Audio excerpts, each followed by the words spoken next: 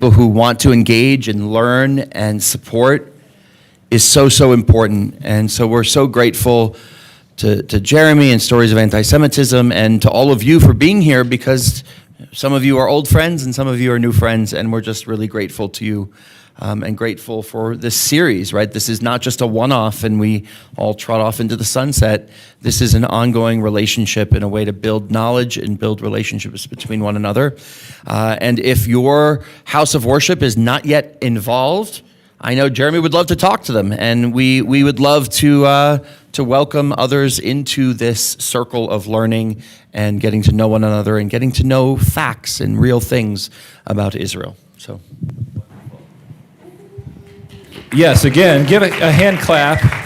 We're so thankful to Temple Sinai for hosting us. We've done other things with Temple Sinai and Rabbi Rhines and Rabbi Shields. They're wonderful.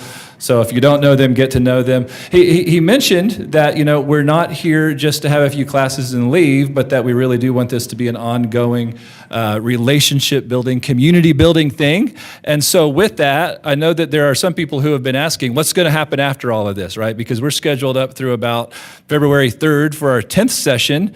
And then what we have planned after that has been question marks until right now. I'll tell you the couple of things that are happening.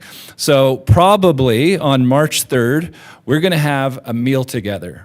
So we're not coming together just to hear somebody talk, though we love our presenters. Well, we haven't heard Amir yet, but he's going to be great. But we want to come together around the table to break bread, eat food, get to know each other better. So be watching for communication about that. Again, we're looking at about March 3rd to get together and have a meal. So that's going to be happening. And then we're in a planning process for where this goes next, because I think the first 10 sessions were really meant to be kind of a foundation of what are those shared roots? What's that common body of knowledge and values that we want to come together over? Boris has been our cheerleader of that, and he's held the line for that. Boris, you got to wave your hand so that we can all blame you. Yeah, there we go. But what we think we want to do is continue and build community and open up some of the topics a little bit wider. We still want to hold on to that shared roots value and keep talking about common ground and common values. But we'll probably open up the floor to other speakers from the community who can share on other topics. I've got a great friend who leads biblical tours into Saudi Arabia, and he's been to the real Mount Sinai, like to Mount Horeb. And so he could do a fantastic presentation. And so he'd be the type of person, I'm not saying he's coming next, but he would be the type of presentation that we're looking at to come in the future. So if you're interested in sticking with us, there's going to be more to come in the future. So just stay tuned to your emails and we'll let you know more. I think that's all I have for announcements. Amir, why don't you come on up? Can you hear me? Yes. There we go. Yeah, give him a round of applause. Thank you. Thank you for being here. here. Let you take it away. Thank you, Jeremy. Thank you, Rabbi Shields, for hosting us tonight. So initially, when I was planning this presentation, I thought to myself, I should bring a bottle of whiskey so we can, when we came to the disagreement, we can start having shots here. Then, so many bottles, I mean, it's kind of a big crowd, so. But it's interesting. I mean, this is, I think, the third time in the last 3 years that I'm doing this presentation about the history of the conflict. And it's amazing how much I had to update about the last 2 years. So I thought to myself, it's going to take me 15 minutes, and it ended up to be 15 hours to update the presentation. So we took quite a subject on us.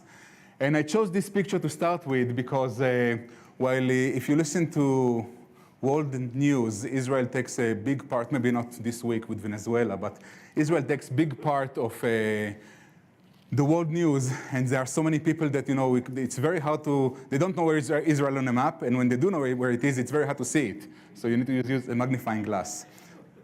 I do talk fast, I am aware of that, so slow me down if there is a need, but there is a lot of material to cover, so and I had to limit myself to what I think we can cover in this hour and a half here. I am biased. I have a perspective here. Israel is far from being perfect. Also, our neighbors are far from being perfect. I do stick to the facts. And I think if I had to find one thing today that Israelis and Palestinians are agree on, is that every side wants to wake up and see that the other side is not there tomorrow. That's one of the only things I think both sides would agree on today, especially after this war. So let's go into it. Can you hear me well? My volume is good? Okay. I like to start with the comparison of size. Israel in blue, Lake Michigan in yellow. So this is Israel with the West Bank, with the Gaza Strip, and it's the right, ratio. So it's kind of interesting when you think about Israel and the amount of news that come from this region to have a perspective of the size, of the actual size. There are, in my perspective, there are three misconceptions when we talk about the conflict. The first one, that this is a 2,000 years old or 2,000 years old conflict. Now, I don't know if you saw the movie Don't Mess with the Zohan. Not a great movie, really not a great movie, but they took like 10 seconds out of it. I've done so much for the country. When does it end? They've been fighting for 2,000 years. It can't be much longer. So the reality is, it's not a 2,000 years old conflict. It's a conflict about 150, 160 years old. As I said, other than that, the movie is not that great. The second is that the conflict is about religion or land. The PLO Charter does not mention anything about religion. And there are many Muslims serving in the IDF. I was able to find this snippet of Golda Meir, the Israeli prime minister. She was the prime minister from 69 to 74, and she's talking about that. She also has a Denver history. There is Golda Meir house. I'm a bit disoriented. That way, all right. Their quarrel with the Arabs is not a quarrel for a piece of land. It's not for territory. It's not for anything concrete. They just refuse to believe that we have the right to exist at all. Decent people, liberal people, people that are for self-determination, sympathize with Palestinians. Everybody has the right to self-determine except we. We're the only people in the world to whom it is not given the rights for self-determination. We have to be, evidently, minorities all over the world, and we have no right for independence. Do you ever doubt the correctness of your policy? No, sir. What do you mean, my policy? Our policy is to keep our people alive and to keep our independence. So that's the second misconception. The third one, it's a very bloody conflict. So if you look at the news, we think it's one of the worst conflicts in modern history. But I have some examples here. In the 15 years of the civil war in Lebanon, about 500,000 people died. In the 10 years of the civil war in Syria, more than 500,000 people died. 2 years of civil war in Ethiopia, 600,000 people died, 2.5 million people got displaced. The Vietnam War, something closer to Americans, 1.5 million died over 19 years. With the Israeli-Arab conflict, over about 150, 160 years, 220,000 people died. That's including the estimated death from this war based on the Hamas numbers. So Hamas claimed that 70,000 people, 70,000 Palestinians died in the war. So 220 is including that number into that. I'm not saying it's a small number, but it is not the bloodiest conflict in modern history as sometimes in the news it feels like. And why is it so complicated? I blame the TikTok culture, not just TikTok by itself, but the TikTok culture where information needs to be summarized and digested in 2 or 3 minutes. There is no patience for more complex issues. Also, there are things that look good on TikTok. There was this Israeli reporter that said about the images. In their side, they don't cover the bodies until a photographer arrives. On our side, we don't bring a photographer until we cover the body. And I think it's a good difference between the two sides. And I am generalizing here, I understand. So the next thing, I want to talk about the origin of the name Palestine. Many people saying that Palestine was there before Israel. And the name was there before the modern state of Israel, but the Palestinian state as an independent state never existed. So during the second century, after the Romans suppressed the Bar Kokhba rebellion, the province name was changed from Judea to the Syria, Palestine, based on the Philistine people that lived in the area. Remember the story of David and Goliath. Goliath was a Philistine.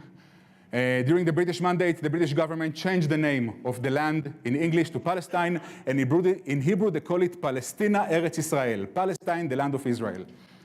Jews were called Jewish Palestinians. Arabs referred to themselves as Arabs and not as Palestinians. Only after Israel was established, they adopted the Palestinian name. And I have a proof. This is my mother's birth certificate, 1938. It's hard to see, it says here,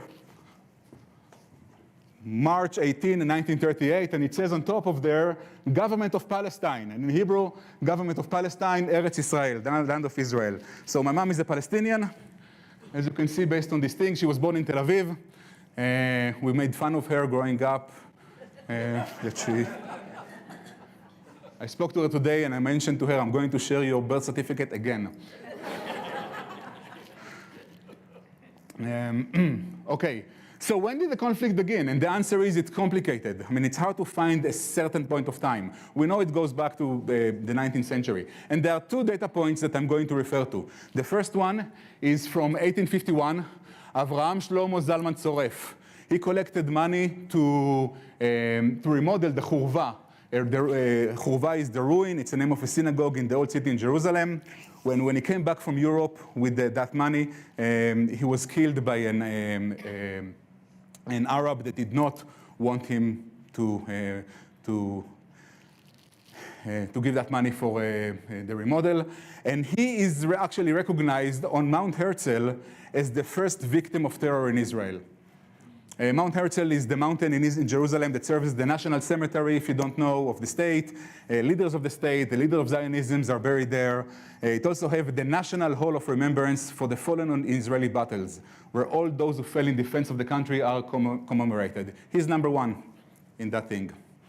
Now, in 1860, the first neighborhood outside of Jerusalem, outside of the old city, was built, Mishkanot Sha'ananim. And the state of Israel recognized every victim of terror from that point on as a terror of hostile activity. So that's, those are the two data points that I'm referring to of when it started. So I'm going to do a quick refresh of stuff that we already talked about in the past, in previous classes. Last third of the 19th century, beginning of the Zionist movement, pogroms in Eastern Europe, Russia, Jews started to buy land in Israel, 1896, First Zionist Congress. There was a secularization of Jews in Eastern Europe that were searching for a new identity, where the Zionism goal was to aspire to build a homeland for the Jewish people in the land of Israel. If I do have spelling mistakes here, and it's very likely I do have it, it's because I did not let my daughter to go over those slides, and I apologize. She usually, later on, she tells me all the things I did wrong. Overall in life, not about the presentation. She's telling me about the other things I'm doing wrong. She's over there, by the way. So this started immigration waves to Israel. And I'm not going to go over all the immigration waves, but before those immigration waves started, there were about 26,000 Jews living in Israel and about 276,000 non-Jews, which are Christians, Muslim, Druze, and so on.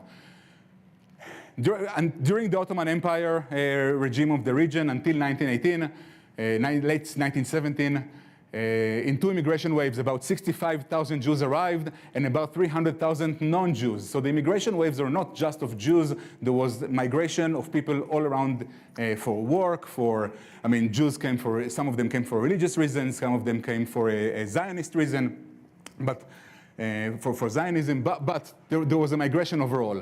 And during the British Mandate, in four immigration waves, about 270,000 Jews arrived and 700,000 non-Jews. Between 39 and 48, the British Mandate kind of stopped the legal immigration into Israel. We'll go into the reasons of why in a future slide. My father, for example, arrived to Israel in 1946. My father was a Holocaust survivor. He arrived from Romania. He was put in a detention camp. His boat was captured by the British military. They were sent to a detention camp. And so he arrived in those illegal immigration wave. And of course, post-World War II, many Jews came as well. So we're arriving to May 15, 1948, the day that Israel was established as a modern state, where there are about 630,000 Jews living in the land and 1.35 million non-Jews. Can you guys see well? Because I know I'm kind of, okay. All right, did I miss anything here? No, okay. So, throughout those history, there have been many riots of Arabs against Jews. And again, I'm not going to go over all of them. You can see them, you can summarize it here and read them by themselves. But there is a repeating factor of murder, robbery, rape, where Jews and sometimes also non-Jews were target, but non-Muslims. In November 1921, there was the first time of a Jewish organization to defend itself from those Arab rioters. And it was a successful fight back, where only 5 Jews died in that event. Between 1936 and 1939, about 500 Jews died overall and 262 British soldiers. That kind of what changed the immigration policy of the British government and drastically reduced the immigration to Israel, which almost went to a complete zero when World War II started. And those immigration waves caused a lot of tensions between the people that lived there and the people that immigrated into the land.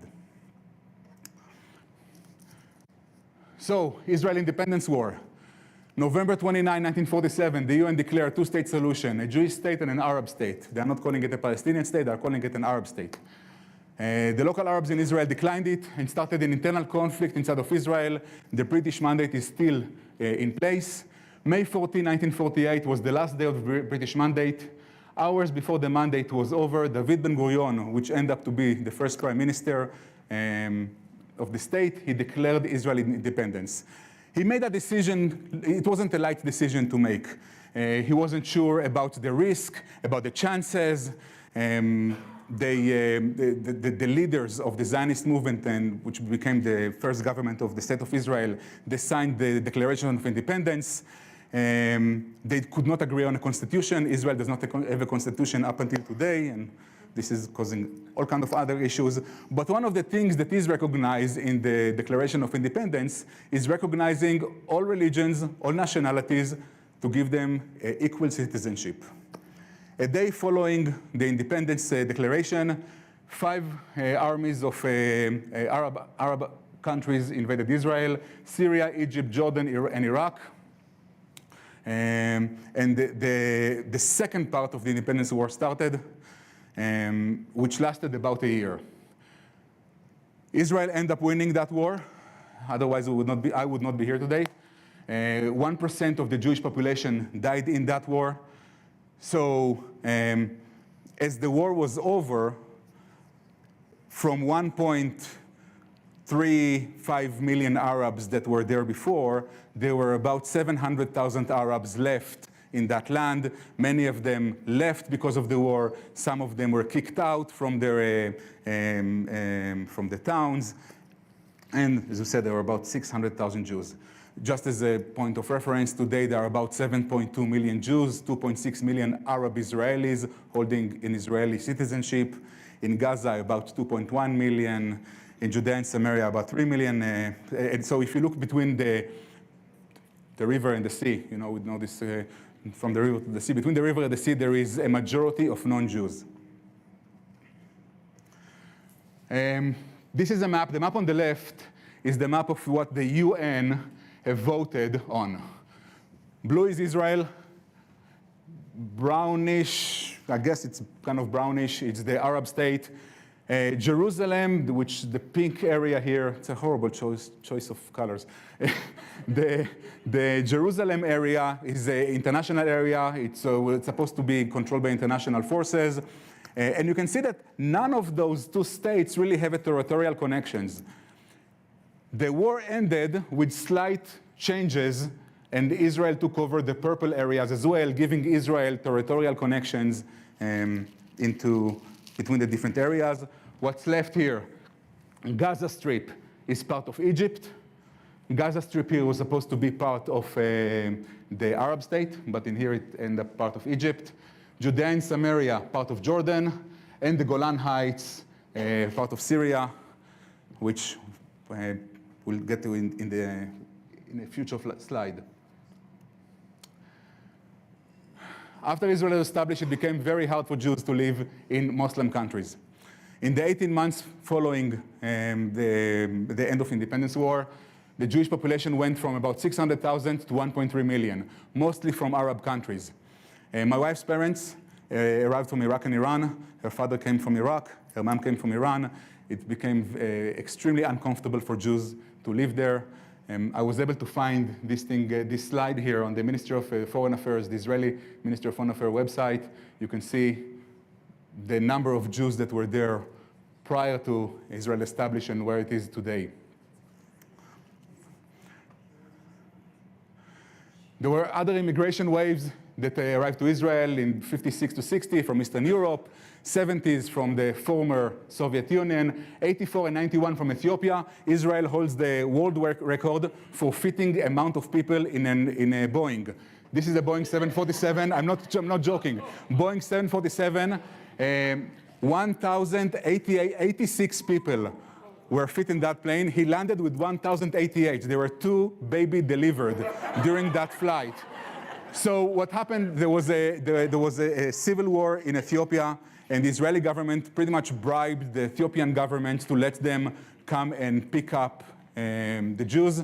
They got a weekend. The Israeli the Israeli government nationalized El Al, the Israeli airline, stripped planes from seats, and did, as you can see, try to, over in one weekend, bring as many Jews as possible into Israel. And in the 90s, from the former Soviet Union, another 1 million Jews arrived. This is something very common that you see when people are arriving to Israel and making the immigration. They're coming, they're kissing the land.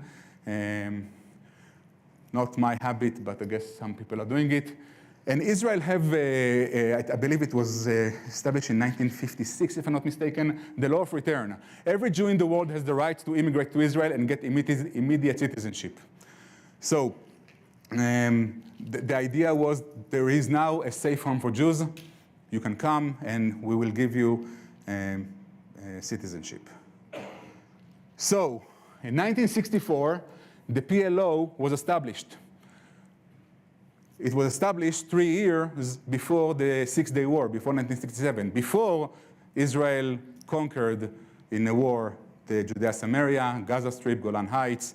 So the even foundation of the PLO was against the establishment of the State of Israel. It's not about the occupied territories at that point.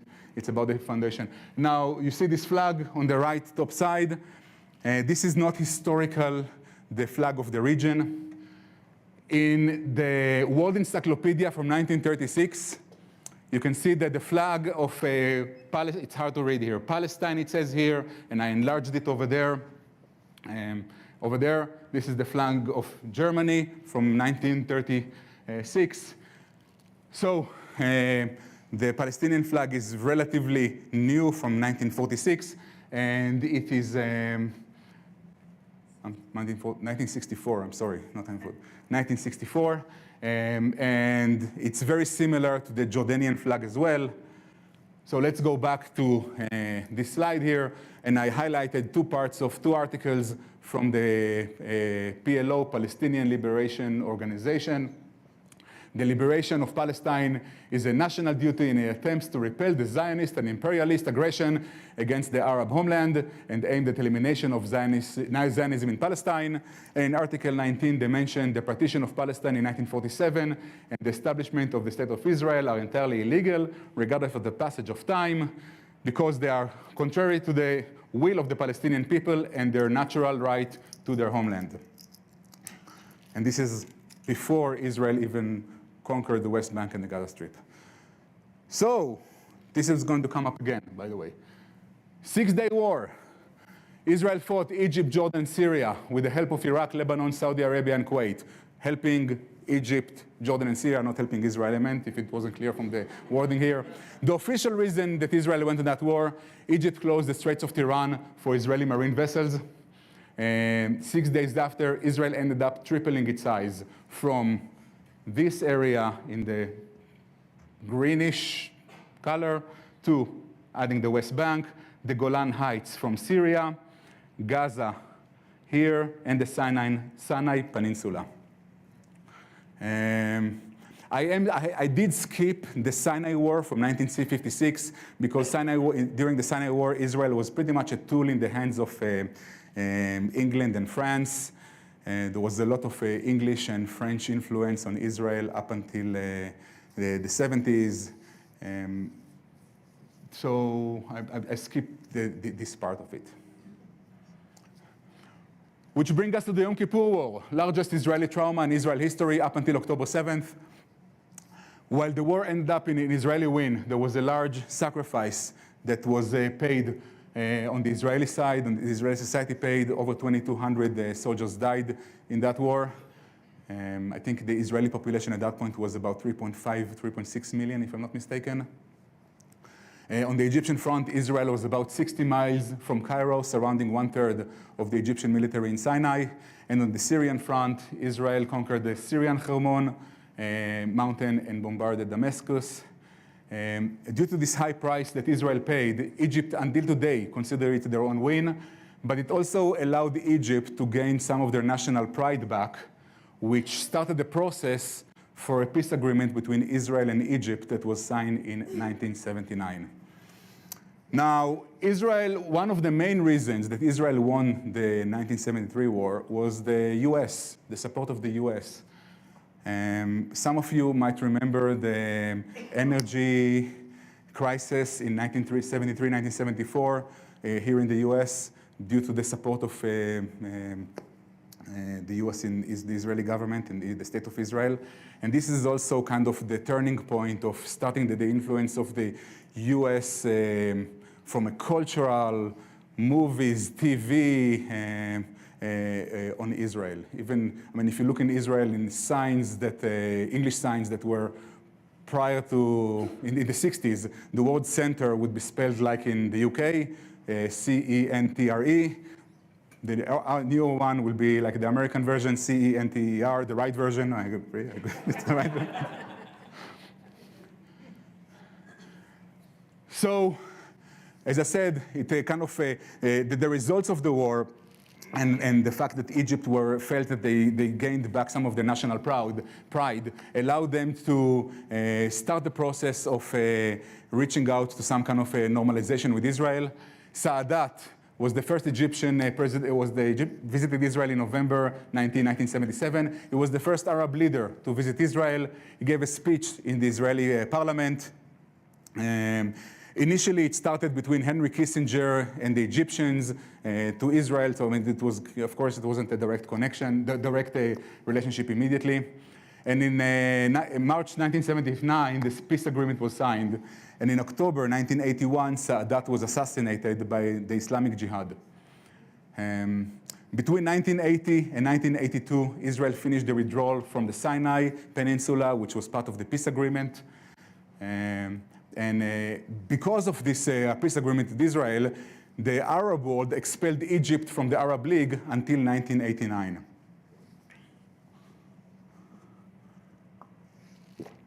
Now, of course, Egypt also gets from it a lot. The Egyptian military got modernized by the US. They are getting funded by the US since this peace agreement. So let's look at the southern border after the peace agreement, which also kind of brings us to what happened on October 7th, to some extent, I guess. And the new border was marked based on the 1906 agreement between the Ottoman Empire and the British military. Israel withdrew from the Sinai Peninsula. It was in three stages that Israel withdrew. And although Israel did conquer Gaza in 1967, Egypt refused to take it back. Israel also did not want to give it back, to be honest. But Egypt refused to take it back. So in Gaza, there was actually something interesting that happened. Every city grows because, people are giving birth, you're building more homes. We see it in every city. What happened here, because all of this area, this border here became a border only post the war. So between 1967 to 1982, Gaza actually started to grow, or Rafah, the southern city in Gaza, started to grow into this area here. And when Egypt insisted on the 1906 borderline, bulldozers had to come and actually break some of the homes to pass the border over there. When I served in my military service and I was in Gaza, in the 90s, we were still inside of Gaza at that point, you could see family members standing on both sides of the border with megaphones and yelling to each other. And you can actually see some of the homes that were broken to pass that border in between. It was an interesting thing to see. Due to the peace agreement, the Egyptian military is limited with the amount of forces it can keep in Sinai. As ISIS started to form cells inside of Sinai, Israel did allow Egypt to violate this agreement. The Egyptian military is considered to be a big and strong and modernized military funded by the US, as I said. So if Israel have to face Egypt again, I don't think it's going to be easy. Let's go back into let's say continue going forward. The Litani operation, up until the late 60s, the PLO was based in Jordan. In the next slide, we'll go into why it had left Jordan. But from the late 60s until 1978, the PLO were moved to southern Lebanon as a base for their terrorist activities against Israel. And in March 78, they attacked a bus with families driving on the coast of Israel and killed 35 civilians, including 9 children, and injured 71. 3 days later, Israel retaliated by attacking Lebanon to push the PLO north of the Litani River.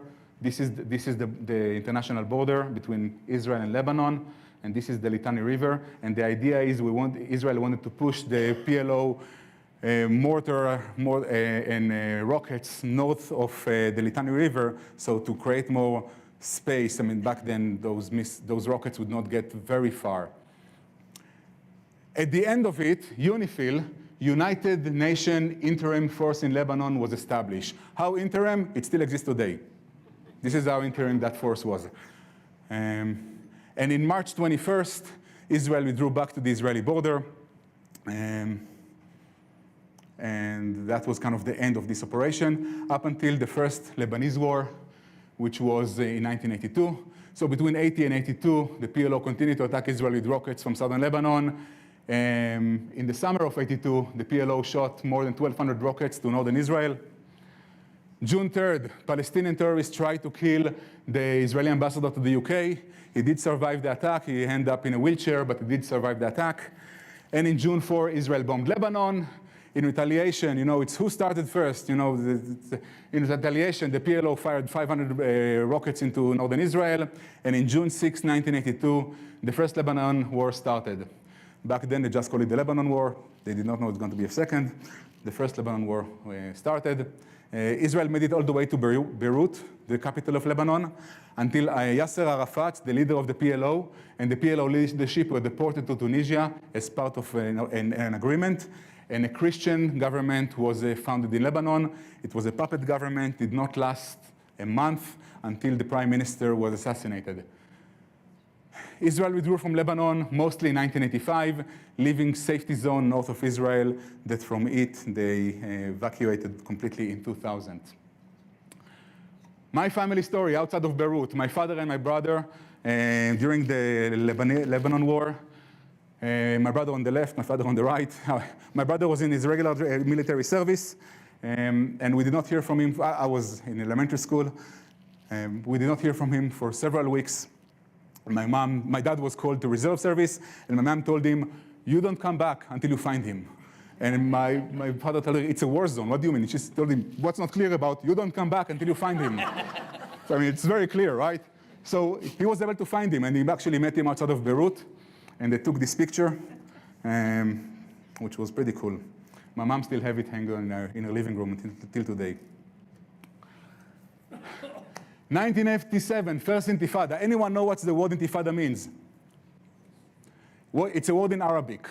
You know this movement when a dog comes out of water and shaking himself from all the water? This is what Intifada means. It's like a shakedown. So the first Intifada, the Palestinians are trying to shake down the Israelis. And again, back then they did not call it the first, they just called it the Intifada in 1987. And what started it, that in 1985, Israel released 1,100 terrorists in exchange to 3 IDF soldiers. You can see it goes back to back then that we are doing those ratios of exchanges.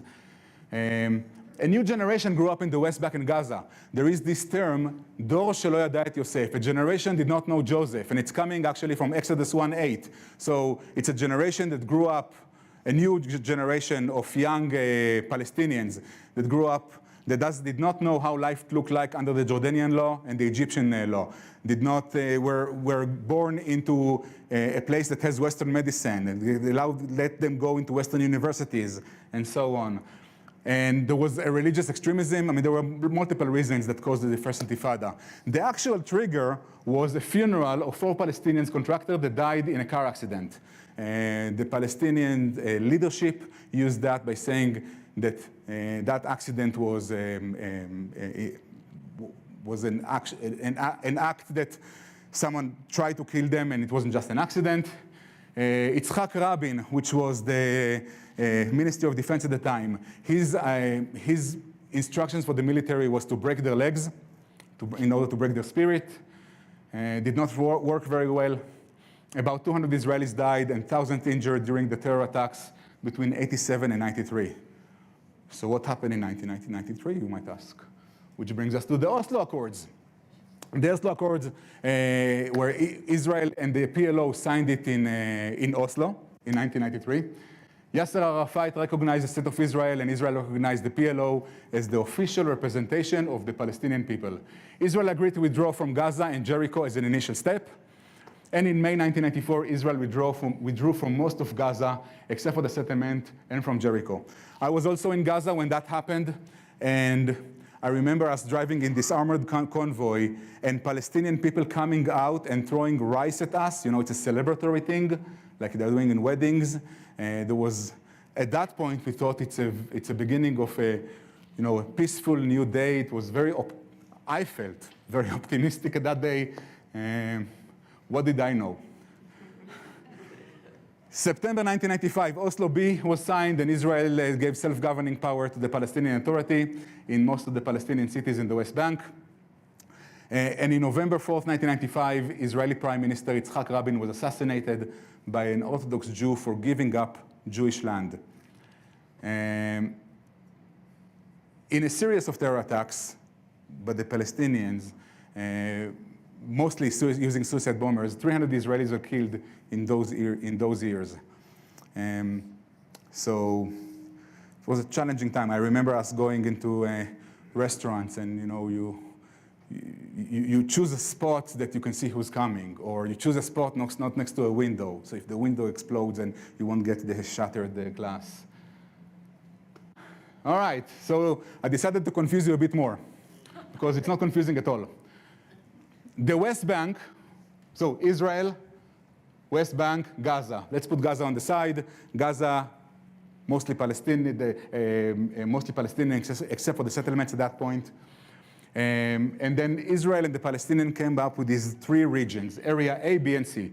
Area A, in blue here, fully controlled by the Palestinian. They have self-governance, and also they control the police and military forces over there. Area B, they have self-governance, but they control it with the IDF for security. And Area C is administered by Israel. It's where the settlements are. Jerusalem is over there. I mean, Jerusalem is kind of here in this area. So when you approach Area A, I don't know how good is your English or Hebrew or Arabic, but you can read the English. Area A is illegal for Israelis to enter. So if you drive on roads leading to some of the settlements in the West Bank, you can see those that it's a Palestinian Authority territory. It's no entry for Israelis. You actually can get prosecuted if you end up there as an Israeli. I'm sorry? If you live, yes. So the Oslo Accords kind of ended when the Second Intifada started, which we're going to get to. And in 1994, so we're trying to do it based on dates, and for the most part, I'm doing a good job here. For the most part, we're going to jump in a few. There is a peace agreement with Jordan. Israel and Jordan signed the peace agreement in October 1994. This came after years of secret negotiation. Jordan was afraid to stay out of the game. You know, they are seeing that Israel started the conversation with potentially with Syria, with the Palestinians, and Jordan, there is a peace agreement with Egypt. So they were afraid that they will stay out of that game. Egypt did support and endorsed it. Syria did not respond. Hezbollah responded by attacking Israel with rockets 20 minutes before the agreement was signed. Jordan does have the longest border with Israel, so it's very convenient for both sides to have this agreement. This is Yitzhak Rabin, the prime minister that was assassinated in '95, and this is the King Jordan of the time. They had a very close relationship between them. There is another picture that I could not find of the Jordanian king putting the tie on the Israeli prime minister because he did not know how to tie a tie. So it was and I could not find that picture. So this is the closest I could get that he liked his cigarette. Overall, historically, Jordan and Israel had I don't want to call it love-hate relationship, but they had a lot of secret behind-the-scene negotiations. For example, in 1965, Israel passed a message to Jordan that we don't want to attack you if it comes to a war. So if it comes to that, join the other Arab countries. They did decide to join, and we know the results of it. I mean, Israel ended up with the West Bank. And as I mentioned before, initially the PLO was operating out of Jordan. Israel was the Israeli intelligence services found that there was a conspiracy to assassinate the Jordanian king by Palestinian operatives. They passed that intelligence to Jordan. The Jordanian military forces fought the PLO. They killed 20,000 Palestinians, the Jordanian forces. Many of the PLO operatives actually crossed the border to Israel and surrendered themselves to the IDF to save themselves. By the way, there were no protests around the world about those kind of killings. And Black September organization was formed. If you remember the Munich 1972, Black September is the organization that killed, murdered Israeli Olympic athletes. So up until today, there is a peace agreement with Jordan. It's not a warm peace, it's a cold peace, but it's a stable peace. In March 13, 1997, a Jordanian soldier shooting 7 Jewish students and injured 5 other ones. The King of Jordan arrived to the morning service, to the Shiva, if you're familiar with that term, and he was dressed in his traditional Arab clothing. Usually he was dressed like, with a Western suit. So he came dressed as a traditional Arab clothing to apologize. And he said, I come to you as an Arab to apologize. By the way, that Jordanian soldiers was released from captivity, from prison in 2017. The Jordan GDP is 10% of the Israeli one. There are about 30% Palestinians living in Jordan. I mean, it's an interesting demographics that I won't go into. The current king of Jordan, King Abdallah, is married to Renee, I'm saying it right? Noor was the mom, was the father. Queen Renee, Boris, I'm saying it right, yeah. And she's a Palestinian descendant, yes. Now I'm going to say something as my younger daughter, that is not here, is saying, fun fact, the current king of Jordan was also a Trekkie. He loved Star Trek. And in one of his visits to the US, they got into a set of Deep Space Nine as a stand. It's just, I mean, he doesn't have any role. But he really wanted to, he was a Trekkie, and he liked it. So he's very young here, of course, but and I believe it's Deep Space Nine. So just unrelated fun fact, unrelated to the conflict. Second Intifada, 2000.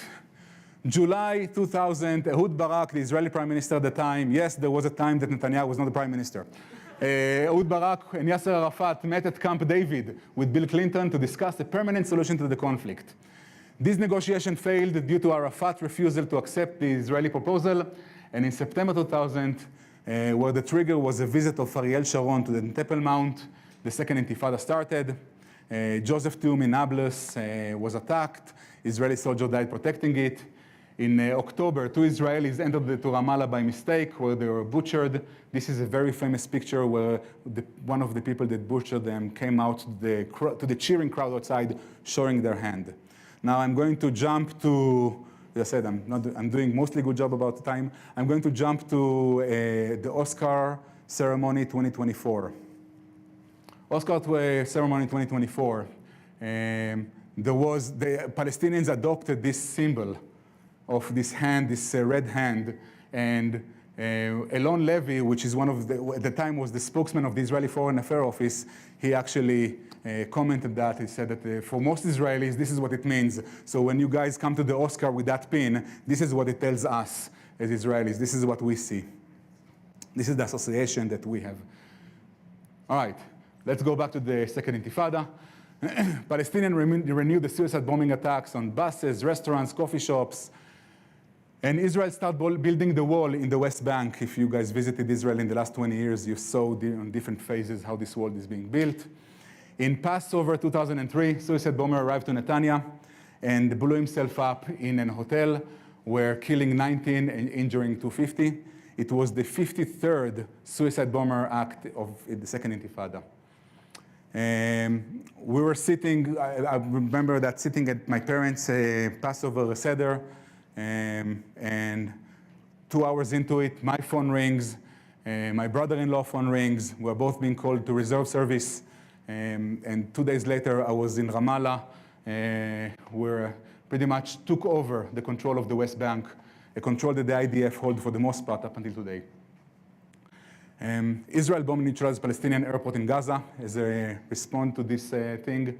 And since then, there is no Palestinian airport. I think they had 2 planes that they got as a gift from the Saudis. I'm not sure about that. About 1,100 Israelis died, and over 8,000 were injured during the Second Intifada. All right, let's jump to northern Israel and talk a bit about Hezbollah. Hezbollah, the history of an origin of Hezbollah. So Hezbollah is the party of God. That's the meaning of the word. It's a Shia Islamic political party, militant group, emerged in Lebanon during the country's civil war, and it was funded with the support, funding, training of the IRGC in Iran.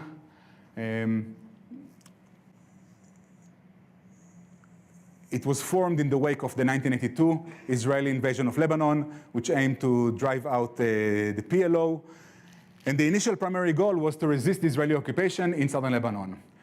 They do use Iranian ideology. They are influenced by the 1979 Iranian Revolution and their 1985 manifesto calling for the expulsion of Western forces from Lebanon and establishment of the Islamic State. They're using military tactics. They're engaging in guerrilla warfare, utilizing suicide bombing against Israelis and Western targets, including the 1983 bombing of the US Marine barracks in Beirut, in the US Embassy in Beirut. These attacks were a major factor in the withdrawal of the US peacekeeping forces in 1984 from Lebanon. They did evolve to a political force in addition to their paramilitary force. And at the end of the Lebanese civil war in 1990, the Hezbollah was allowed to keep his weapons as a resistance force against Israel. But they also started building a significant support base using social services, including healthcare and education in Shiite areas, often filling the void of the dysfunctional Lebanese government. Lebanese government. And they have a role. So since 2000, they are becoming a dominant political force within the Lebanese political system, participating in the parliament and the cabinet while maintaining their military force in southern Lebanon. As you know, this is a new slide that I had to add. Hezbollah has been significantly weakened by a series of events in late 2024 and 2025. Is there someone in the room that did not hear about the pager operation? All right, so I will not go into the details, but the interesting thing, I think the most interesting thing about this thing was that Israel did not intended to, so Israel did provide them, the Mossad provided those pagers and those walkie-talkies, but they did not intend to use them. Israel was busy with the war in Gaza. And then the intelligence forces were able to intercept a call between a Hezbollah operative and an Iranian sponsor saying, hey, we have these pagers, but they have a problem. Their battery depleted really fast. Can I come over? Can I take a few of them, come over, and you guys help me see what's wrong with them? And Israel realized that if they are going to open them and start investigating them, they're going to find those explosives inside. And they said, it's now or never. We're going to use it now or never.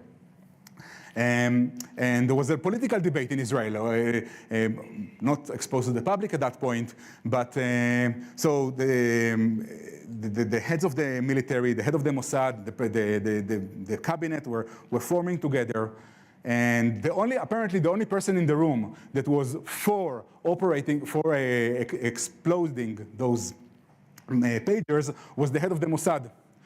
Everyone else said, we do not have the bandwidth to deal with something else. We don't know how successful it's going to be. We don't know how Hezbollah is going to react to it. So Netanyahu sat down, listened, and after several hours of sitting down there, he stood up and said, it's a Mossad operation, the Mossad will decide. He left the room. The head of the Mossad stood up and said, tomorrow at 10 a.m., pagers explode, and left the room. So that was the end of the conversation at that point. As you know, that they sent a message, and the message was, you had to press 2 buttons and to read the message. It wasn't to decrypt the message, so they made sure that those pagers will explode close to you, since there was a small amount of explosives. So it was overall a successful operation. Follow up with the walkie-talkies that were exploded. Anyway, so there was also regional setbacks and isolation. The fall of the Assad regime was also a problematic for Hezbollah, because it was a land corridor that allowed Iran to Lebanon, connection between Iran and Lebanon through Syria and Iraq. And this loss complicated Iran's ability to resupply Hezbollah with weapons and funding, forcing relying on air traffic and sea routes, which was more complicated and much easier to intercept. So while the Israeli attack on Iran in 2025 did not prompt a full Hezbollah intervention, the events exposed the limits of the mutual support and demonstrated that the axis of resistance under unprecedented pressure. Hezbollah was very upset that Iran did not come up and help them. And I think at that point they realized that Iran said, you are here for us, we are not here for you. I mean, you work for us, we don't work for you, or something to that extent. In November 2024, a ceasefire agreement required Hezbollah to withdraw its forces north of the Litani River, similar to what we saw before, and to disarm. Hezbollah is still rejecting the demand to disarm up until today. And Israel is still acting in southern Lebanon. All right, how are we doing on time? Oh, perfect. Can talk faster. The withdrawal from Gaza, 2005. So in the summer of 2005, after 2 years of the political debate, Israel decided to withdraw its settlements, Jewish settlements, from inside of Gaza, and due to rocket attacks on Israeli towns outside of Gaza, and they decided to withdraw from the area. There was, as I said, it was a 2-year political debate prior to that when it took place, and about 14,000 Jews were evacuated from Gaza and all of the military installations. They evacuated cemeteries. They just took everything out and left only buildings inside of those places. Israel kept marine and air control, but the Palestinians will be allowed to develop a seaport at that point. And settlers were moved to inside of Israel and were compensated. In this agreement, it was agreed by, I believe that was George Bush was the president, right? Right, 2005, that the US will support Israel in declining future Palestinians' rights of return to the rest of Israel. And that was kind of an agreement with the US. And since 2005, every few years we have rounds of fighting in Gaza. And there are three major ones. In December 2008, lasted 23 days. In July 2014, for 50 days. And in October 2023, as you know, that war lasted more than 2 years, slightly more than 2 years, which was the longest war in Israel history. Other than that, Israel was attacked from the air tens of times due to smaller attacks against the Israeli citizens, towns, kibbutzim. Throughout all of that, up until October 7th, 2023, Israel let daily 30,000 people from Gaza to come and work inside of Israel. Israel, again, up to October 2023, provided half of Gaza's electricity and 15% of its water and 100,000 gallons of diesel daily, regardless of all of those attacks. Which bring us to October 7th, 2023. Again, let's put everything back in perspective. Israel, Jordan, Egypt, Syria, Lebanon, Gaza. This is kind of, in the Gaza Strip. This is the yellow area is what we call the Gaza envelope. Gaza envelope is where the envelope around of Gaza, where there are kibbutzim and the small towns. And the Hamas terrorists actually made it all the way to this dotted red line on October 7. The Nova Festival, if you was in Re'im, there is not, I think, Re'im, I think it's here. Yeah, if I'm not, it's not very well focused. So the Nova Festival was over there, where if you saw the images from there, there are horrific images, and I'm going to spare them from you. Several things surprised Israel. First of all, the cruelty of Hamas, the level of cruelty that they showed over there. The disappointment from the failure of the IDF systems and the state, and how many civilians were injured, were injured and died.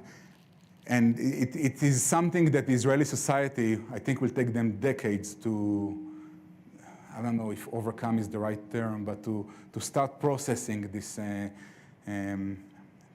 what happened over there. If you are going to Israel, I would highly recommend you to visit the Nova Festival location and some of those places. It's really mind-opening to see what happened there. This started the war that called Swords of Iron. And on that day, Hamas murdered about 1,200 people and abducted 251 civilians, mostly Israelis, not just Israelis. There were some foreign nationals as well. And the primary objectives of the war was to dismantle Hamas, to bring the hostages home, and to restore the security. There was a national consensus when that war started. Israel viewed it as an existential war of no choice to ensure that the long-term of survival of the state. People did feel that the ground is shaking underneath them, with the rockets making it to most of Israel on that day, and those days. There are operational challenges in the multi-front threat, urban warfare complexity, fighting in densely populated areas against a terrorist organization that uses its own civilians as human shields and operates from a vast underground tunnel network. I think Israel was very surprised by the extent of that underground tunnel network. If Hamas would coordinate it maybe better, they would make Israel life much harder and make sure they do a coordinated attack between Hamas, Hezbollah, Iran and local Palestinians in the West Bank, and of course the Houthis in Yemen. If all of those would attack Israel in the same day, it would overwhelm Israel even more. It kind of worked in Israel's advantage that it did not happen in the same day, but Israel did fought this seven-front war, and one of those fronts was the media war, that Israel is poorly losing that one. All right, the domestic impact. The human cost, significant loss of life. You good? Here. I'm all right. I've got a camera. Okay. I'm not sick if you want that. Okay.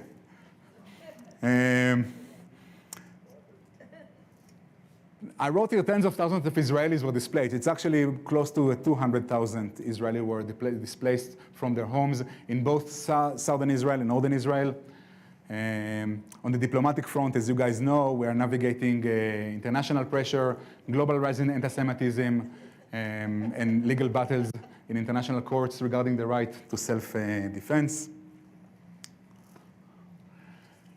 So, do you guys know what babushka is?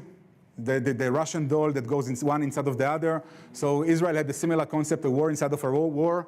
While Israel is fighting that war in Gaza, they started another cycle of war with Iran that lasted 12 days. Israel launched 5 waves of airstrikes against 100 strategic targets in Iran, including missile bases and key nuclear sites in Natanz and Isfahan. Iran responded by sending about 550 ballistic missiles and over 1,000 drones towards Israel. The young lady over there in the back, raise your hand. Raise your hand. She was there during that war. My daughter drove us crazy, worry. You know, we sent the kids to face it while we stayed here. And one of the, initially they thought it's going to be very similar to the missiles they are seeing from Gaza. Up until one ballistic missile from Iran landed like 2 kilometers, like 1.5 miles from where her grandparents live, and they were in the bomb shelter, and they felt the walls of the underground bomb shelter move. There was like 20 casualties and 200 and some injuries in that specific attack, specific rocket. As you guys know, the US did help Israel at the end by using the bunker buster, right? Bunker buster bomb against the underground facilities. And the US also brokered the ceasefire on June 24, 2025. Between Israel, I mean, none of the sides signed it, but both sides agreed to it. I think none of the sides wants to mess with Donald Trump. There is kind of a capture here of the war with different fronts on the top. So the top line is overall numbers, and then I kind of broke it down by regions: Gaza, Lebanon, Syria, and Iran. One thing is missing here, which is the Houthis, that they sent overall over 430 ballistic missiles and drones on Israel. This information comes from the INSS, which is the Institute for National Security Studies in Israel. Luckily, between Iron Dome, Iron Beam, Arrow missiles, Israel did not suffer large casualties post the October 7th day itself, but it wasn't because lack of the other side trying. Any good with this slide? Can I move on, or you guys? Okay. So, let's look at let's dive deeper in some of the things. UNRWA. UNRWA, United Nations Relief and Work Agency for Palestinian Refugees. There is a short video here of a guy explaining it much better than me. Did you know that Gigi Hadid is a refugee? Did you know that Gigi Hadid is a refugee? Yes, the LA native, multi-millionaire American model is a Palestinian refugee despite never living anywhere near the Middle East. Absurd, right? The reason for that is UNRWA. Now, we have been talking about UNRWA all week, so in case you missed, many countries around the world have stopped giving money to UNRWA as it was discovered that many UNRWA employees celebrated and even took active part in the October 7th massacre. And in general, UNRWA textbooks are filled with hate, violence, and calls for terror. Turns out UNRWA is not much of a UN branch, but more of a Hamas branch. But even if you put all that aside, there is still a huge problem with UNRWA. You see, UNRWA is the UN agency that deals with Palestinian refugees. But the UN already has a refugee agency, the UNHCR, United Nations High Commissioner for Refugees. It deals with all refugees around the world except for Palestinians who have UNRWA, another agency just for them. Why do Palestinians deserve a special agency? Nobody knows. Do Palestinian refugees deserve more than the 2.6 million who were forced to flee Sudan last year? Well, according to the UN, the answer is yes. See, despite serving 13 times more refugees, the UNHCR has half the number of staff members, and money-wise, it gives half for each refugee compared to UNRWA. And you know what is the best thing about the UNHCR? It is shrinking. That's good, think about it. The UN has decided that being a refugee is a bad thing. We don't want people to be refugees, we want them to find a home. If they were forced to leave their country, we want them to gain citizenship elsewhere. And that's what the UNHCR is doing. It makes sure its refugees stop being refugees. That's why it's shrinking. The UNHCR helped 22,000 refugees gain citizenship in 2020 alone. That is amazing. That is their purpose. But for UNRWA, it's the other way around. It started with 700,000 refugees and it now stands at 5.6 million. It actually expands. And do you know why? Well, first of all, since forming in 1949, UNRWA has yet to resettle a single refugee, not a single one. And second of all, UNRWA invented a new definition for its refugees. Under UNRWA, unlike any other refugee around the world, the refugee status is carried out to next generations. Meaning that if your grandfather left Israel in 1948 and settled in Jordan, where you and your parents were born and gained citizenship and full rights, both you and your parents are still considered Palestinian refugees under UNRWA. That's how Gigi Hadid became a multi-millionaire refugee. That's how the number of Palestinian refugees keeps growing, even though millions of them actually have another citizenship. Are you beginning to understand the absurdity of UNRWA? When the goal of all refugees is to stop being refugees, UNRWA does everything in its power to make sure its refugees stay refugees. Not only that, it wants more and more refugees, because that is how UNRWA gets paid. UNRWA is the largest employer of Palestinians. If they stop being refugees, they will stop needing UNRWA.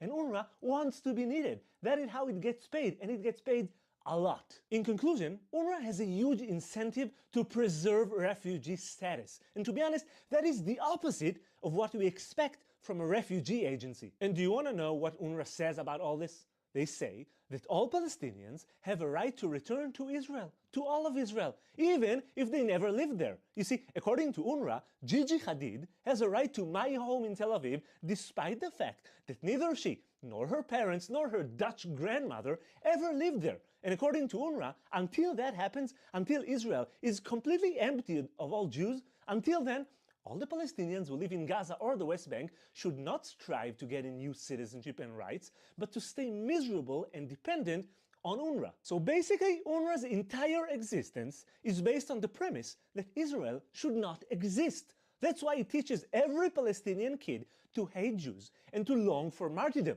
That's why it recruits teachers who have connections to Hamas ISIS. That's why it doesn't help its refugees, not a single one of them. Folks, UNRWA is not really a refugee agency. It's a political movement with very strong ties to terrorist organizations. UNRWA is the opposite of what we need. It's the opposite of what Palestinians need.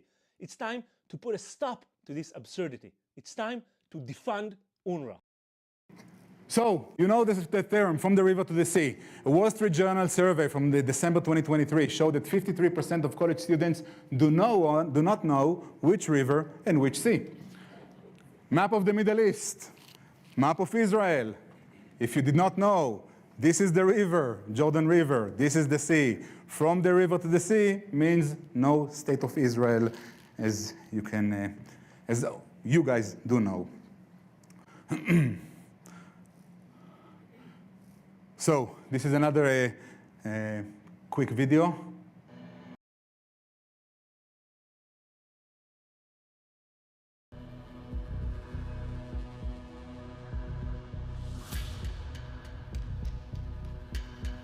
السابع من أكتوبر يجب أن نمسك به ونبني عليه ونراكم عليه. الإسرائيل لازم نقدمها وحنقدمها مرة ثانية وثالثة، ومش هذا حتكون طوفان الأقصى أول مرة، لا حتكون ثانية وثالثة ورابعة. الإسرائيلي معروف عنه أنه بحب الحياة، إحنا بنضحي نعتبر أنه قتلانا شهداء.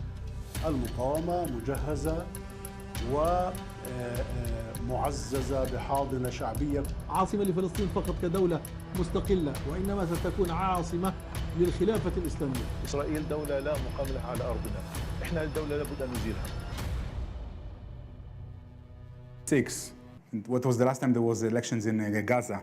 They threw people off the rooftops and did not support them. There was no mercy. They took PLO operatives while they're still alive, attached them to vehicles and drove them in the streets until they died.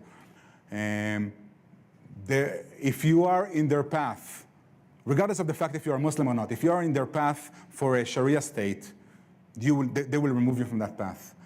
There was this guy that, Yahya Sinwar, the leader of Hamas that orchestrated October 7th, he was actually in Israeli prison and he was released in one of those deals with Israel. And a reporter interviewed him while I was still in prison over there. And he asked him, the Israeli reporter, in the interview, is it worth for you to have 10,000 innocent lives dying for your cause in order to release 100 prisoners?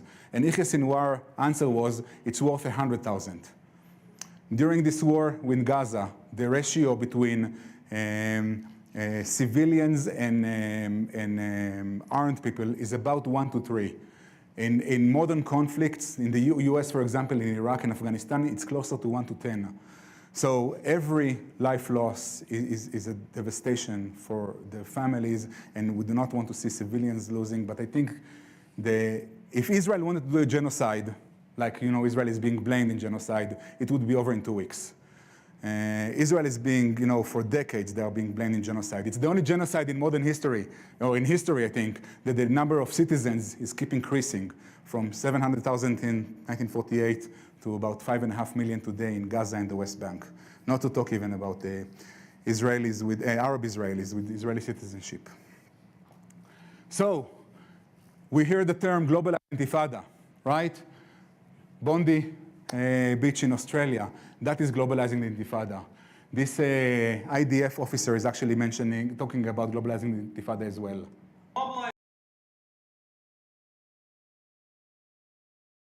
Globalized intifada. What does it mean? I'll tell you what it means for me. I was a child. In 2001, a terrorist, a Hamas terrorist, walked into the biggest pizza joint in Jerusalem at the time, the Sabao pizza branch in Jerusalem. That terrorist asked the cashier, how long will it take you to make me some pasta? When he was asking that, he put his hand in the bag and activated a bomb. That bomb killed 16 innocent people, including 8 children. Those were the years in the early 2000s where every week almost there was a terror attack against civilians. Terrorists would walk onto buses filled with civilians, with older people, with children, and blow them up. Friends going back to school had to tell their parents when they arrived to school and had to call the parents when they were able to arrive home, because that was the reality those days. Kids going onto a bus knew that there's a risk of that bus blowing up because terrorists were targeting civilians in the heart of our capital. That's what intifada means for me. That's what terrorists say when they mean intifada. When you are yelling globalized intifada, you are calling to globalize. Terrorists going onto a bus and killing civilians, terrorists walking into a school and killing civilians, or blowing up a pizza joint just because they don't like the religion of the people eating the pizza. That's what we're facing. That's what you're inviting to globalize. Look in that question. So I claim no. You can see a picture here on the right of a Jew and a Muslim on the IDF praying before entering Gaza. Ismail Haniyeh, that Israel assassinated, but he was the leader, he was the political leader of Hamas. His sister, which is an Israeli citizen, she was treated in Israeli hospital for cancer. And you know what? This is also a good video.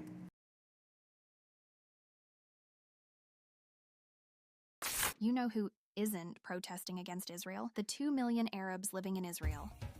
So where are they? Managing the biggest hospital in North Israel, reporting the news on Israel's biggest channel, serving as members in the Israeli parliament, serving in the IDF, creating content for 20 million followers, judging in the Israeli Supreme Court of Justice, playing soccer in the Israeli national team, hosting Israeli TV shows, chairing Israel's second largest bank. Yes, Israel is home to 2 million Arab citizens with equal rights as the Jewish Israelis. So, how does that fit your narrative? Three guys over there. These are three Supreme Court judges. George Kara, the guy on the left, he's an Arab Christian. He sent a Jewish president to prison for sexual crimes. So an Arab Supreme Court judge sent an Israeli Jewish president to prison. It was appealed. He appealed, the president of the time appealed the verdict. And Samir Jubran, which was on the appeal committee, he rejected the appeal and sent him as well. And Khaled Kaboub, he is the first Muslim in the Israeli Supreme Court. And I think he was nominated in 2021 to the Supreme Court, if I'm not mistaken. It's interesting to see those things. I mean, talking about, what did I say? Talking about apartheid. Yes. So about 12% of the judges in Israel are non-Jews, and it's a number that keeps on growing. They are still not 20% of their part of the population, but it is a growing number. SodaStream, do you go familiar with SodaStream? Anyone here has this thing at home? So SodaStream had a manufacturing facility in the West Bank. The BDS movement have applied the pressure on it, and SodaStream ended up closing that facility and moving it into Israel. By doing that, SodaStream had to fire all of the Palestinians that work there. So BDS, in order to, making sure that SodaStream will not benefit from the working in Palestinian land, I don't know, I think close to 200 Palestinians lost their jobs because it went inside of Israel. And there are other pictures here with some more facts and data, which I want you can read by yourself. I don't want to waste your time. We see an increase of minorities serving in the IDF. Druze and communities, over 80% of Druze are serving in the IDF. Bedouin community, we saw a rise in their motivation for combat roles, particularly in the desert reconnaissance battalion and tracker units. Muslim and Christian communities, it's a voluntary enlistment. They do not have to serve, but there is a steady upwards trend in youth joining the intelligence, cybertech, and administrative roles. It gives them full integration into the Israeli society. You can see them in the senior commands, and they also develop a specialized expertise. And help them jump into tech positions and those kind of things. There are also some challenges. They are navigating internal social pressure and criticism with some sectors in the Arab community, provide cultural and religious accommodations. The military is providing halal food and holiday observance and spiritual leadership, but there are challenges. And as I said, if you are not a Jew, you do not have to serve in the IDF. It's a voluntary thing. Bringing us up to the Abraham Accord, stay with me, we don't have too much longer to go through. You know what? There you go. The President of the United States, the Prime Minister of the President of the United States, the Prime Minister of the State of Israel, His Highness, the Minister of Foreign Affairs and International Cooperation of the United Arab Emirates, and the Minister of the Foreign Affairs of the Kingdom of Bahrain will now sign the Abraham Accords. They will each sign 4 copies, 1 in English, 1 in Hebrew, and 2 in Arabic.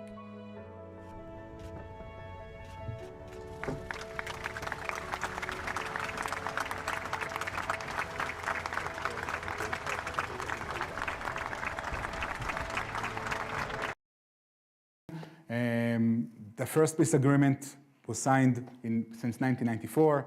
Kazakhstan joined in 2025. Now, Kazakhstan did have already financial relationship with Israel, but since this joining now, they are going to open embassy on both sides. As I said, it's the first peace agreement since 1994 in the region. And of course, there are key advantages from security perspective and the economical perspective. Oh, thank you. there are challenges. And one of the things that the Abraham Accord did, they kind of pushed aside the Palestinian issue. And it's kind of underscored that the local conflict remains a major barrier to the total regional stability. And there is a gap between where the governments of those countries are and where the people of those countries are. And the street does not always agree with what the governments want to do over there. The big prize, if that will happen, will be having Saudi Arabia join it. That I think will be the huge thing. Saudi Arabia does look for some kind of moving forward the Palestinians before they are deciding to continue. And as of this week, here's a story that isn't about war, wrong. Here's a story that isn't about war, rockets, or crisis, but about strategy. Because while the world focuses on Gaza and the north, Israel is quietly reshaping its place in the Middle East and beyond. Let's break this down. In just the past week, we've seen two major geopolitical moves. One, Israel becomes the first UN member to recognize Somaliland, a breakaway region in the Horn of Africa, strategically located at one of the world's most important choke points for trade, energy shipping, and naval access. Somaliland isn't just geography, it's leverage. It's a foothold near the Red Sea and Gulf of Aden at a time when Iran-backed Houthis are targeting global shipping lanes from Yemen. And two, a new trilateral defense pact signed between Israel, Greece, and Cyprus. More joint exercises, intelligence sharing, and planning for rapid deployment across the Mediterranean. Three democracies with shared energy and security interests forming what some analysts are calling a counterweight to Turkish influence and Russian-Iranian reach in the region. So what does all of this mean? Israel is building a ring of partnerships, not only militarily, but diplomatically and geographically. From East Med cooperation to Red Sea access, Jerusalem is looking beyond immediate war zones and toward long-term regional power balance. In simple terms, when the Middle East shifts, you either adapt or you get left behind. Israel is choosing to expand outward, strengthen alliances, and diversify strategic partners, not only rely on Washington or existing regional frameworks. And there's a bigger message here. In an era of proxy conflicts, Houthi shipping attacks, Iranian missile development, and global realignment, Israel is signaling longevity. A state preparing not just for the next escalation, but for the next decade. These moves don't make headlines like rockets do, but they may shape Israel's security more than any battlefield event in the coming months. Because deterrence isn't only defined by firepower, it's defined by who stands with you when the fire starts. Last video, which kind of summarizing the 2025 and as 2025 comes to an end.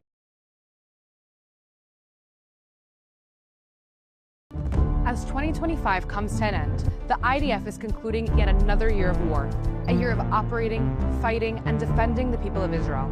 Let's rewind and take a look at what the IDF has accomplished in the past 12 months. January 16th, Operation Wings of Freedom. On this day, the IDF began preparations for the return of our hostages from Gaza. Over the course of 5 weeks, 33 hostages were released. May 31st, the elimination of Mohammed Sinwar. Mohammed Sinwar was the chief of operations of Hamas's military wing and brother of Yahya Sinwar. He played a key role in planning and carrying out the October 7th massacre. He was eliminated alongside Mohammed Sabane in a precise IDF strike while hiding in a tunnel beneath a European hospital in Khan Yunis. Beginning with Phase 1 in May and continuing with Phase 2 in August, the next operation on our list is Operation Gideon's Chariots.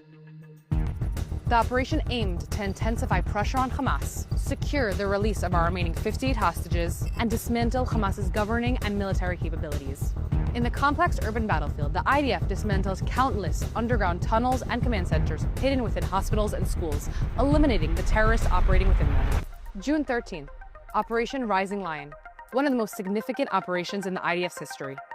The IDF launched a precise, preemptive, multi-domain offense to target Iran's nuclear program. This operation eliminated over 30 senior IRGC and other military figures, as well as several nuclear scientists. For 12 days, Israel faced over 550 ballistic missiles and over 1,000 UAVs, with civilians repeatedly rushing to shelters under heavy fire. October 9th, 2025. After over 2 years of combat, a ceasefire was signed, and the IDF launched Operation Returning Home. All 20 remaining living hostages, finally returned home to Israel and were reunited with their families after over 2 years of captivity in Gaza. 2025 was full of military triumph, but we still await the return of our last remaining hostage in Gaza, Ran Gvili. We step into the new year with the memories of those we have lost, the strength of those who have fought, and the hope of a nation that refuses to break. The IDF wishes you a safe and happy new year. So what does the future hold? I don't know. I mean, Israel is in a rough neighborhood, but Israel is thriving. The last 2 years have been very challenging, but I think we are on a positive path moving forward. And I think, Jeremy, we're going to take a short break before we come back for questions. Or you want to say something? Sure. Just we moved water so that if you just go down the hallway past the bathrooms, thank you, sir. Does it work? Maybe. You want me to talk into that? Here. It's fine. I could just yell. So, but if you just go straight down the hallway, there's water at the end. We just have cups of water tonight, and then there's bathrooms. So go use the bathroom, get a cup of water. It's 8 o'clock. So you went a little too long, Amir. I'm kidding. Okay. So, but I owe you half an hour. Yeah, exactly. I owe you half an hour. But just be quick. I'll talk faster next time. Use the exact. Yeah. Is that possible? Sure. You know what? Come back in 2 weeks. But anyway, just do those things quickly. Come back, and we'll do about 20 minutes or so of Q&A. Thank you.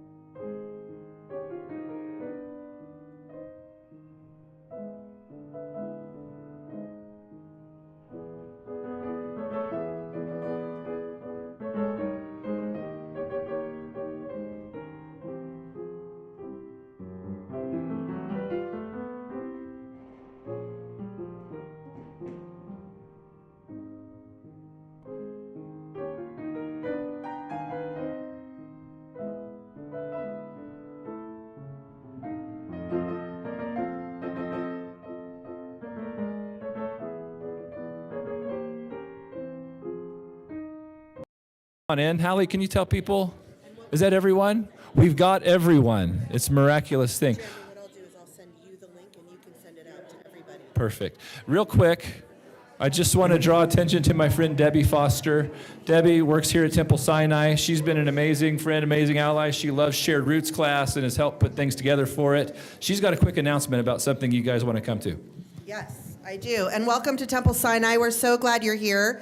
I want to do a quick call out to to our Action Against Anti-Semitism Committee. Mark Schulman, Terry's here. If you're on our committee, please raise your hand. Tom's here, Terry's here. We have this wonderful committee at Temple Sinai that puts together programs to help defeat anti-Semitism. And the next one we're having is on February 1st, and everybody's invited. It's on Sunday morning, February 1st. The food will start at 9:30, the talk will start at 10. I mean, it's a synagogue. So it's with Susan Rona, who's the director of the ADL, the Anti-Defamation League. And she's going to be leading a class on how to win hearts and minds, guidelines for communication strategies for combating anti-Semitism. So I will send the link to sign up. It's a free program. I'll send the link to sign up to Jeremy, who can send it out to everybody. And if you're a Sinai member, you'll get the link in a Sinai at a glance. And what, Terry?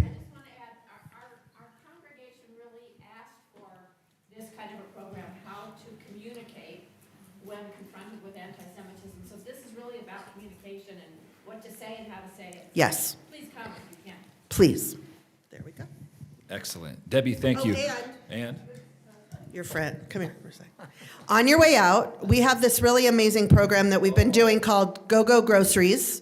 And do you want to share what you did? I don't know when it was that we were here. But Thanksgiving service. We'll do this quickly. I saw all the display out there, and I was attracted to it, so you gave me a bag and said, why don't you fill this up? So I brought it in, and... On your way out, if you want to grab a grocery bag, it has a scavenger hunt of food that is needed at the Weinberg Food Pantry, and you can take it to the Weinberg Food Pantry, and then in 2 weeks, you're going to be back here, right? And you can bring it in 2 weeks back here, and we'll get it to the food pantry for you. So on your way out, grab a bag and fill it with food for the food pantry. Yep. I'll put those. So I think it's important to understand, with events like what we're hosting here on, I think she said February 1st, the ADL sponsoring that. But part of the reason we're having this class is because we want to fight anti-Semitism together, right? That's the whole point of Shared Roots, is we're going to stand together and confront hatred, challenge hatred in the ways that we can. But first, we want to become good friends and good allies, and so that's the point of this. So please go to that. We'll make sure and send you a link. We're going to compile all of these presentations that you've heard or seen over the last several weeks and put them someplace on the internet and send you a link, and you can just go and you can find each one and go click and review them. I know that you've asked for that several times. I think we've shared a few, but we haven't been very consistent. We're going to get better at this, I promise. So we'll make sure and share this with you, because this is a really good multimedia presentation. And I think somebody said, man, I want to share that with my grandson who has issues with Israel, which, yes and amen. Please do that. So those are all things that we'll make sure to do for you in the coming days. And now, in true Shared Roots fashion, we're going to have some Q&A time with Amir. I'm getting a little bit of feedback.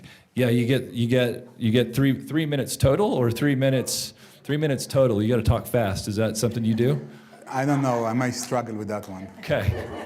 All right. So, Pastor Jack, where you at? You got our microphone. If you got a question, go ahead and raise your hand. I tell you, while we're getting ready for that, Jack, I've got a question from YouTube. I was actually wondering this myself, because you chronicled the last, 77-year history of Israel, and you start to wonder, was there ever a time of peace? And so what is the longest time of peace that Israel's seen in modern history? I mean, it comes with in waves. Overall, I think between 88 till 90, I mean, beginning of the Oslo Accords, it was a time of hope. It wasn't very long, but it was a time of hope. And I mean, it's never really quiet in that region. Yeah. When Justin that talks with my daughter over there, when we were in Israel in November, we went to the Gaza envelope and we heard the ceasefire. Hearing the ceasefire meaning hearing explosions. So we kind of made a joke out of it that we heard the ceasefire. Yeah. I mean, there is constantly something going on over there. There are, you know, and it comes and goes in waves. I can tell you that for me growing up, the 90s were a very stressful time because it actually made it to our streets. I know from friends and family that this war was a huge, took a big mental toll on their lives. But for the most part, the average Israeli is just living their lives. I mean, you learn to cope with those things. And it's hard to think. I mean, maybe I don't think I'm answering a question very well. Well, but you're helping us understand the Israeli experience, which I think is also important here. So on one hand, maybe what you're saying is we've had a few short periods of peace over the last 77 years, but they're not long enough to be remarkable, which that's probably how I would assess it.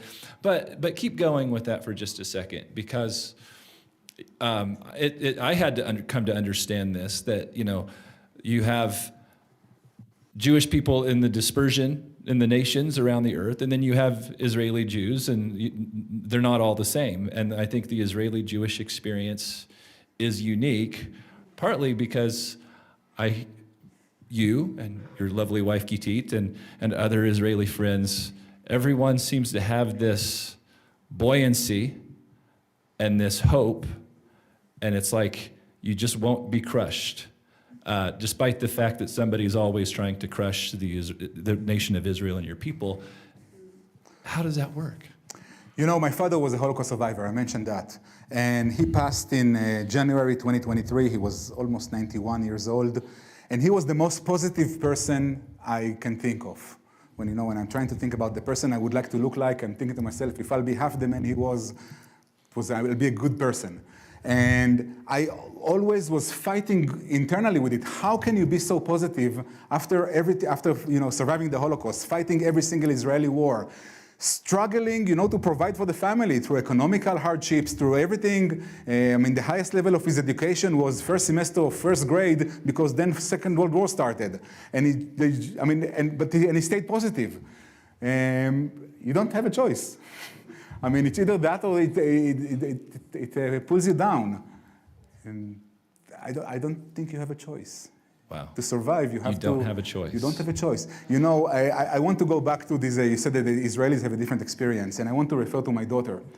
When they were in Israel during the war with Iran, my wife and I, like every parent, we were worried. It almost felt, it would feel easier for me to be there versus she's there. I forgot who is the one that said that he was one of the Israel founders, and he said that we had no problem sacrificing ourselves for the state. We never imagined we'll have to sacrifice our kids. And I mean, when you put your kids in harm's way, it's a step that you never expect to do.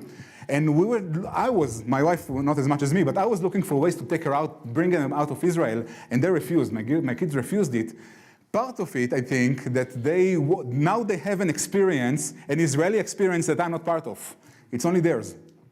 Because I was the wimp here in the US on the phone with them every time my app went to, you guys are familiar with the Run for Their Lives that took place in Washington Park every Sunday. Some of you guys participated in every one of them. I was driving back home from one of those events, and I get the alert on my phone that there was a siren. I'm calling this one younger sister, and I said, "Hey, Abigail, what's going on?" And she said, "Oh, we're fine. We're up from the bomb shelter, so it's over."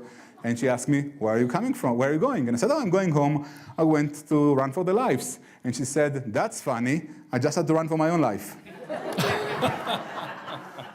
And it was literally for them. She had to run for her own life. And on the one side, I thought to myself, it is funny. It is funny, but it's also, it's the reality. Wow. That was a long answer that was completely unrelated to your question. But very related. I mean, we're learning, so we get to learn your perspective and your experience. So thank you for sharing that. Okay, Do we have a question back here, Jack? So I'm great in answering unrelated questions. How do you answer this? When people accuse us of being genocidal, and then they say from the river to the sea, aren't they being genocidal? Where are we going to go? Where are those 9 million people who live in Israel supposed to go? We can move to their backyard. I hope they have a big backyard.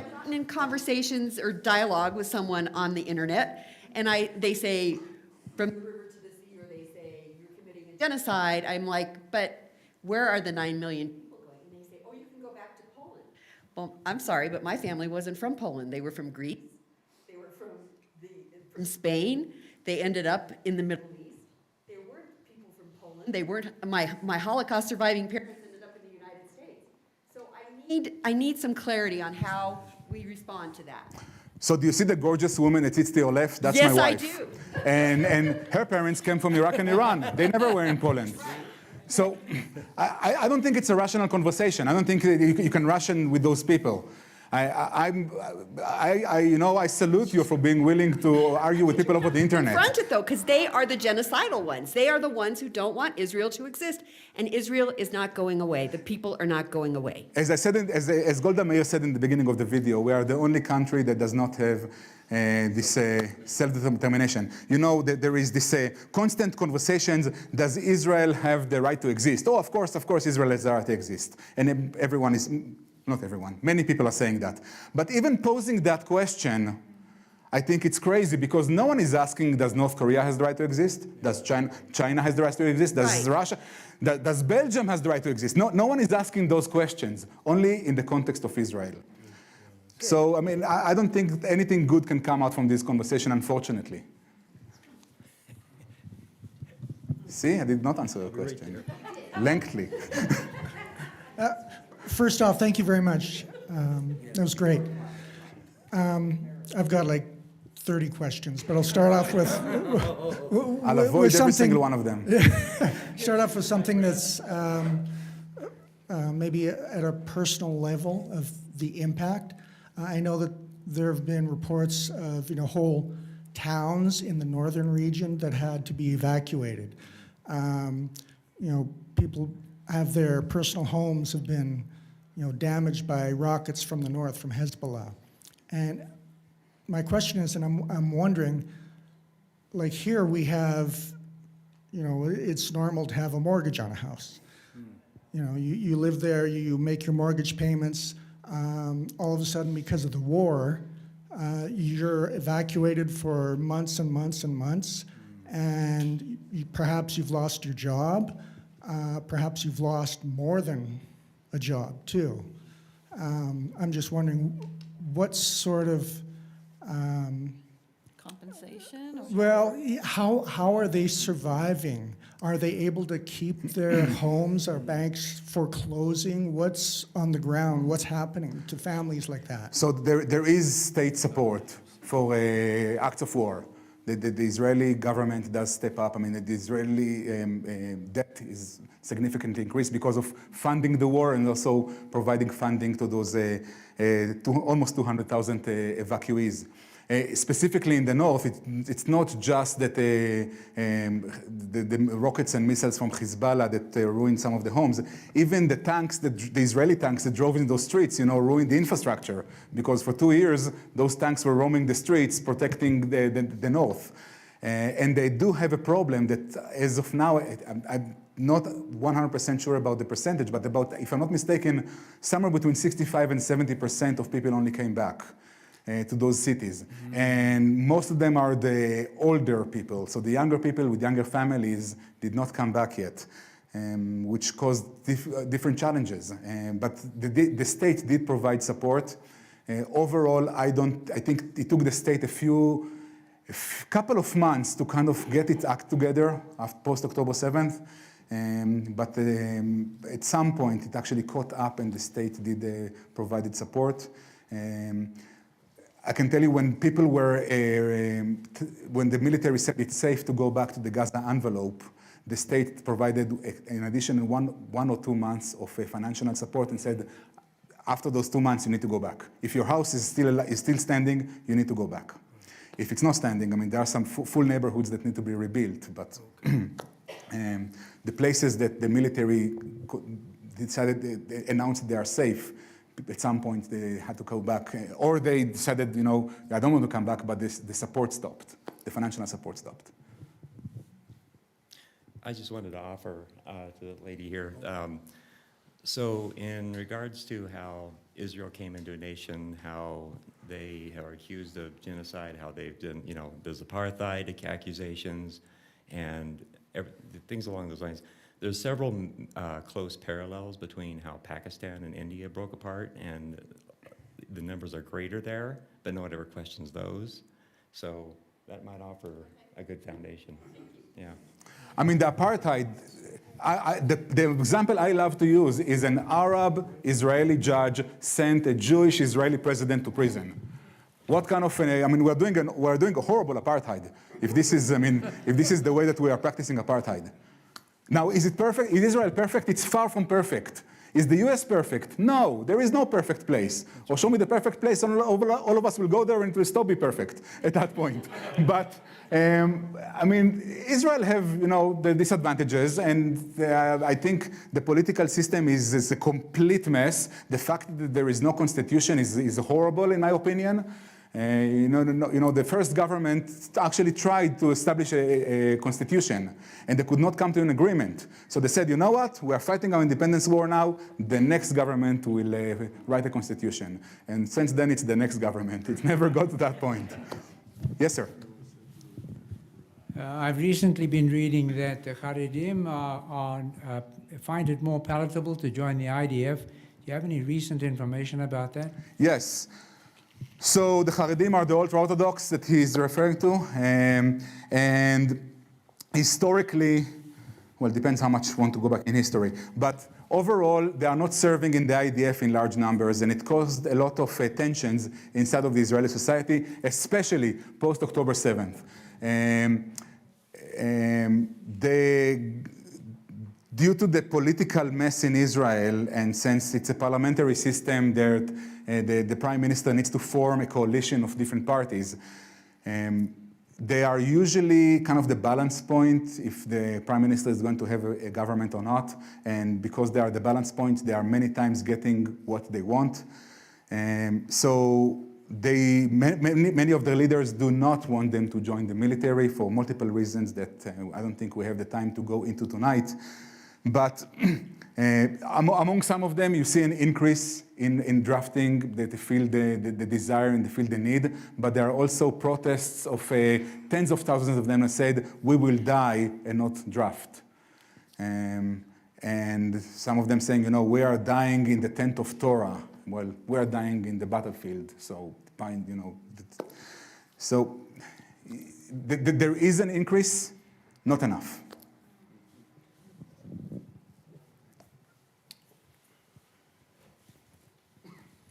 Jack? Oh.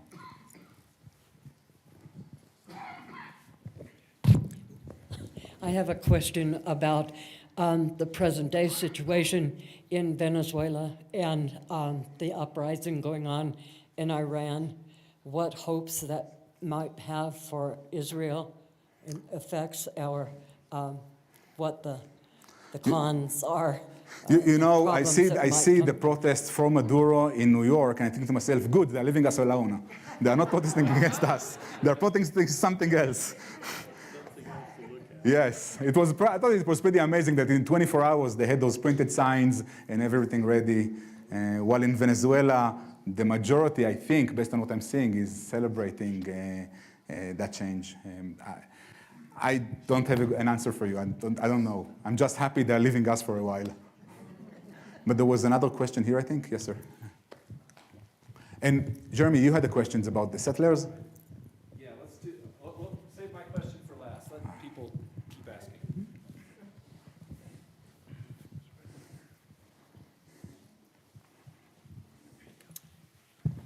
Thank you. One issue that I've not seen in the papers lately are Jewish settlements in the West Bank. Huh. That seemed to have been a major irritant with the Arabs. Correct. Would you please unpack that for me? Why was that happening? It is January. We have some time. 4 minutes. Well, I would, so as we talk about the situation over there. Right. You know, and irritants from both sides, that seemed to have been a major one for the Arabs. So. True. Please. I am not supporter of the settlements, personally. As I said, I am biased, I have my perspective. My opinion is worth every penny you just paid for. Let's make that clear. I am not a supporter of those settlements. I think they are a barrier. I do think, the state put them there. The government did send them and encourage them to go. The different governments throughout the years encouraged them to go in there. Now, there are some of them, the vast majority of them are law-abiding citizens and going to work, and they just, they decided to go there for, it can be financial reason, it can be a religious reason, it can be a Zionist reason of settled, for working the land, or whatever the reason is. But there are fractions of them that are not small, they are getting bigger, that are outlaws, that are causing more tension, that are causing more friction with the Arab population. Israel now have a government that does not enforce the law enough with them, in my opinion. So I think this is something that will have to be addressed. Yeah, we can, as I said, it's January, we have the whole year, we can go into the very deep about this topic. It's a very explosive topic, but I think it's okay to criticize Israel. It's okay to criticize the US government. It's okay to criticize everything, but let's not throw the baby with the bathwater. And that's what the important thing here is. Do we need to fix this thing over there? I do think we need to fix it. There are some fractions in the Israeli government that are calling to resettle Jewish settlements inside of Gaza. I think it's the dumbest thing in the world, personally. You'll find some other people over there that say, it's the smartest thing in the world. But, since no one really asks my opinion, except for you.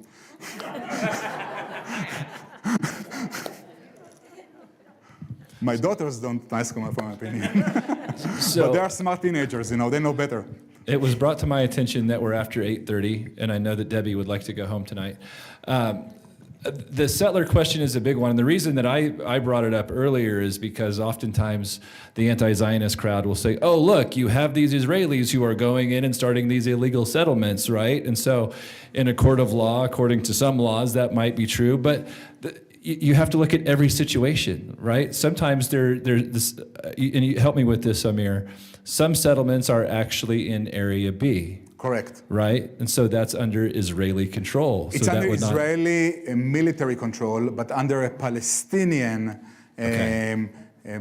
governance. Got it. Yes. So that's a very complex topic that we should probably revisit in a future class. Maybe we could take some time even after the next one. Since we're after 8:30, we probably should Let me just finish with one sentence about the settlement. Do it. So it took the Israeli society 2 years of debate to evacuate 14,000 settlers from Gaza. There are 400,000 in the West Bank. It's going to be very, very hard and complicated to do something closely similar to that. Right. Jeremy, So, if anybody listens to Call Me Back, the Dan Senior podcast, I was just about to suggest that. There was a great... December 28th. Yes. He does a fabulous, in-depth, that I don't like to call them settlers, to me they're pioneers. It's fabulous. It'll give you the good, the bad, and the ugly. So Evelinda just mentioned the Dan Senor podcast. It's called Call Me Back. So if you go onto your podcast app, put in Call Me Back. Dan Senor is very good. I listen to him every week. But on December 28th, that speaker actually breaks down the different groups of settlers and who leads them and what their agendas are and where they live and all of that. So it's very, very helpful. But I would highly suggest for all of us, we're standing with Israel, we're proud Zionists, but we need to understand some of these more complex, more difficult issues, and this is definitely one of them. So with that, I think that's probably a great place to end. Amir, thank you so much. That was wonderful. The presentation was wonderful. Beautiful. We will see you all next time in 2 weeks on January 20th of 2026. So, love you all and see you next time.